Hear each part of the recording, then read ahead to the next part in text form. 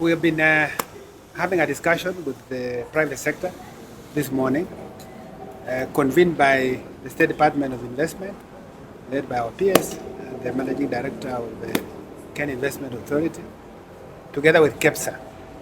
And we really wanted to have dialogue on a number of areas that are mutually of areas of concern for all of us. But bottom line is that we want to discuss ways of ensuring that we have an improved business environment.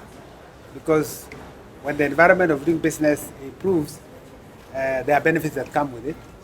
We're able to grow the economy, grow the jobs, grow revenues in terms of taxes to government and other benefits. So we took them through first the world economy, because we live in an integrated world where what happens in other economies also affects us. Looked at new developments with the Trump, especially on tariffs, and we know that action which America has taken is already going to have implications. So already the World Bank and IMF have downgraded the world economic outlook. Now world growth is projected to be around 2.5% from 3% for next year. Sub-Saharan Africa has also come down, but overall, even for Kenya, you saw the economic survey came out, and we have a projected our growth rate of 4.7 for this year, and next year we are projecting it to go back to 5.3. So, in a nutshell, we have shown that Kenya is a resilient economy. We always get hit with shocks, but we come out of those shocks faster and in a way that we are recovering from COVID-19. And even now, when we had this Russia-Ukraine war, Middle East war, which manifested in high inflation with commodity prices rising, our exchange rate weakened. But we have worked at the National Treasury with the Central Bank to take decisive actions to stabilize our economy. And we told the team here that there's good progress which has been made in the last 2.5 years. Inflation was at 9.6 in October 2022. Today we are talking about inflation of 3.6. In fact, it had come down to 2.7. And how did we achieve it? We achieved it through a number of measures, including tightening monetary policy, but more importantly also, the decision we took to go to market to issue and buy back the Eurobond for last year, which was maturing, the 2 billion. That decision in February to go to market, issue and buy back was a very good decision. It was very successful. We went to market, we got the money that we needed to settle the payment. But there had been a lot of speculation. And you remember that time, oil marketers did not even get enough foreign exchange. You had to go to many commercial banks, opening an account and another to get enough to buy. But immediately after that, there were too much dollars in the market, and the action done by central bank has seen now the exchange rate has declined from 160. It has strengthened from 160 shillings per US dollar. And has been at around 129, 130 for the last almost 1.5 years. That stability is important for the economy. Predictability in the path of the movement of the exchange rate. I think we have done well.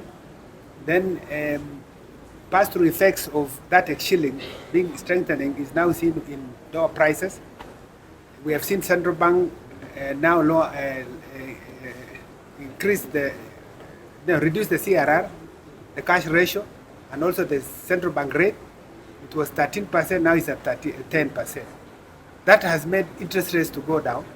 You can see interest rates have come down. Today I'll be having the treasury bill auction. I know we'll be talking about where we were last week. Treasury bills rate were around 8.5%. Last year, same time, interest rates we were paying 16%. So for us as treasury, it's good because we are paying less in terms of obligations of maturing debt. And so to the extent that rates come down, the better. Then that lowering of interest rates has also seen commercial banks now begin to improve credit. We have seen, we made a presentation that shows credit to private sector has picked up. And with that lowering of interest rates, that is going to jumpstart the economy, and therefore, and then our buffers of external shocks have also grown, because when in 2020, when inflation was at 9.6, we were talking about foreign exchange reserves of below 4 months of import cover. It was around $6 billion. Over this same time, our reserves have gone up. Now we're talking about $10 billion.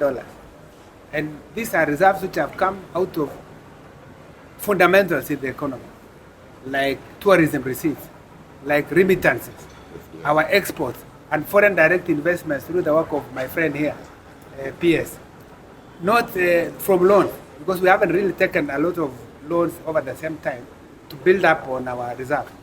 So overall, it's good. I think the area that we are putting a lot of emphasis now is on the fiscal area, because this is an area where we have a paradigm.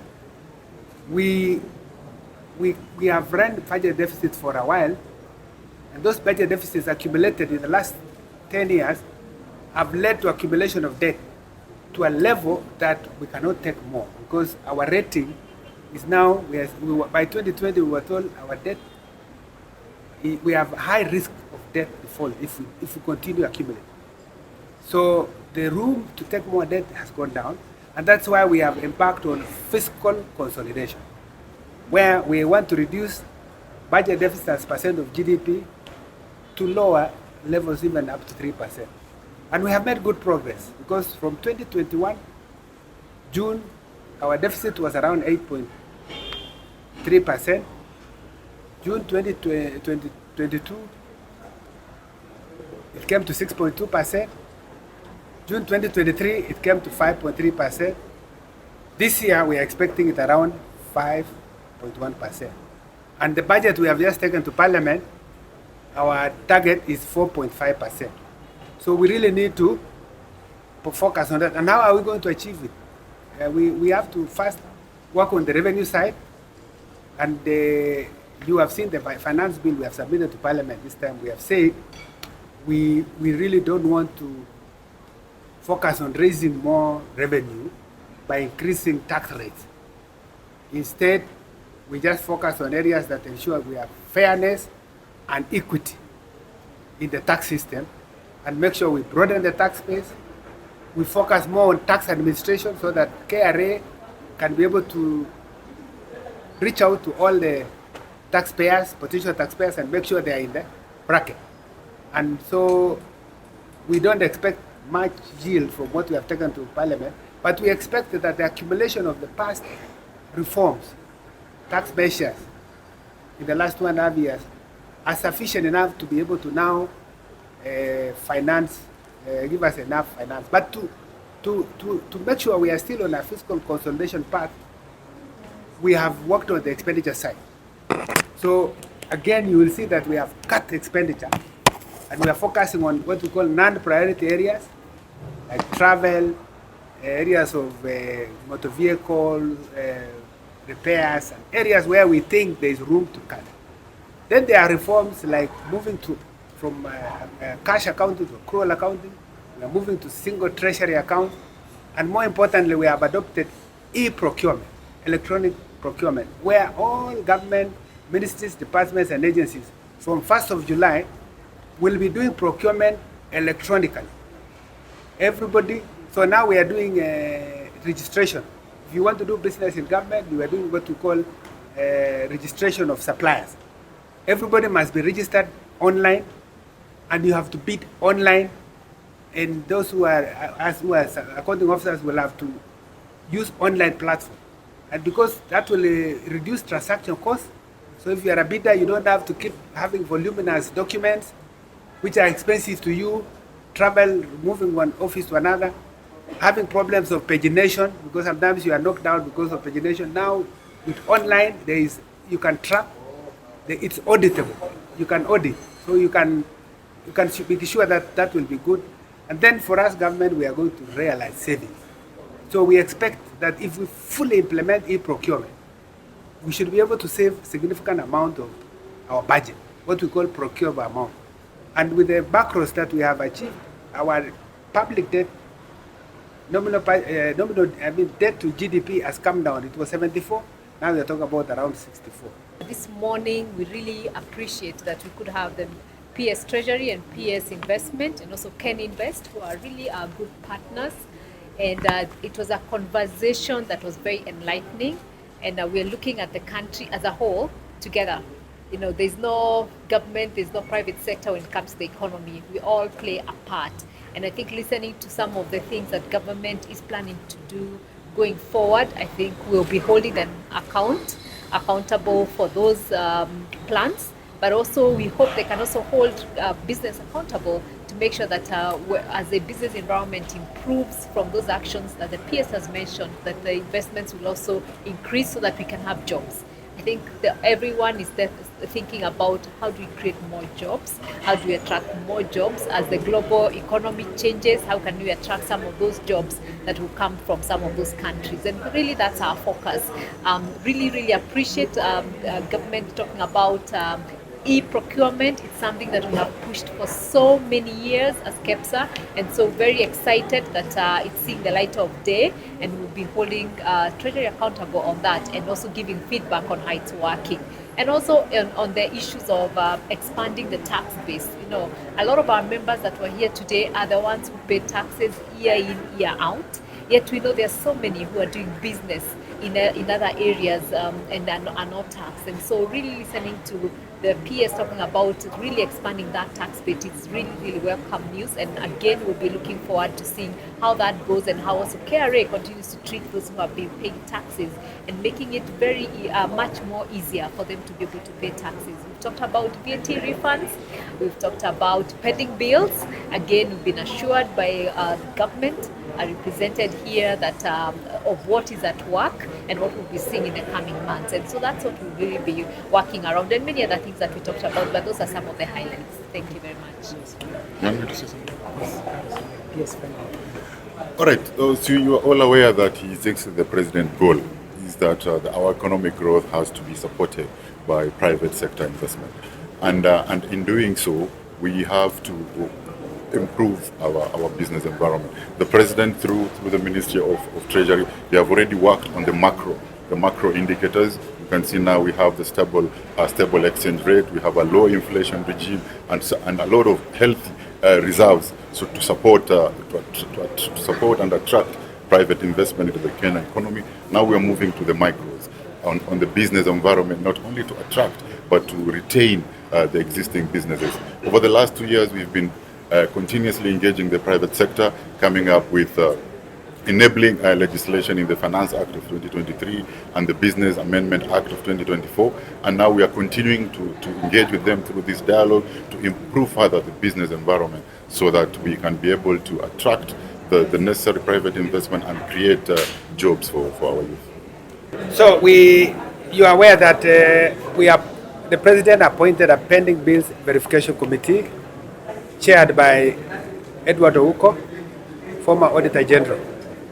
And so far, they have, by the time they submitted the last report, which we have used in this budget, they had done 75% of verification. But they have been on a retreat, which they finished yesterday, and we are expecting a report from them to see how much more they will add. But based on the previous report, they had recommended of the almost 500 billion that had verified, they had recommended 229 billion. And 280 of them, 80 billion is from the road sector. And already the road sector has started paying those amounts. So we have taken about 149 to the budget, this year's budget. And so we expect once Parliament approves, we will be able to, from July, to settle the first amount of pending bills. So we'll have done almost 229. The balance, we don't know how much it will be, but we intend to clear it also immediately, because we are moving away from cash accounting to accrual accounting from 1st of July.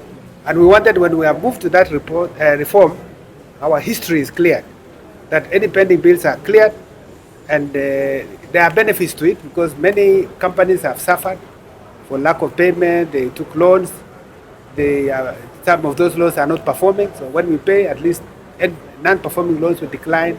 Businesses will begin to resume. And we can already see on the construction sector, they have been paid and they are already at work. So we expect also, when we settle this, this should be able to clean up the system, provide liquidity to the economy, and I think that would be good. And we have also said, going forward, accounting officers should work hard to clear pending bills so that we don't accumulate going forward.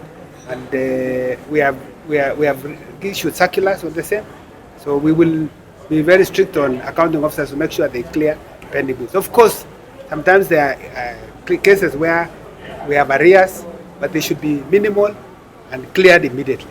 What about tax returns? Tax returns are, we have tried to address, I think it's a matter we also discussed here. This year, you saw in the presentation I made that VAT growth was minus 2.1. That does not mean VAT did not grow. It's just because they were offset. They were able to offset.